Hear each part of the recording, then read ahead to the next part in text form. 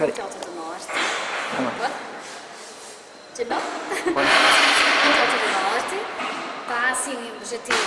É uma forma linda e maravilhosa, o teatro que a gente achou o meio. Essa equipe já trabalhou conosco outras vezes, no Natal.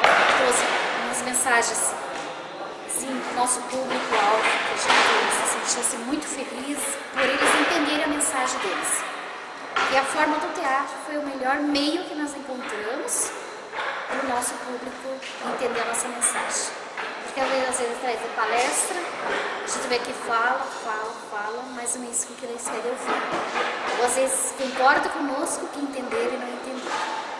E o teatro é uma forma, a gente observa que eles levam as mensagens para as suas famílias e a gente sente assim, o prazer, a alegria deles que eles saíram daqui hoje.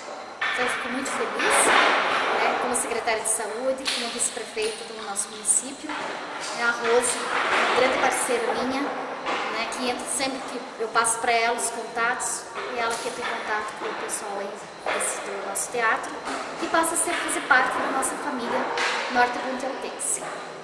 Então só tenho que agradecer a vocês.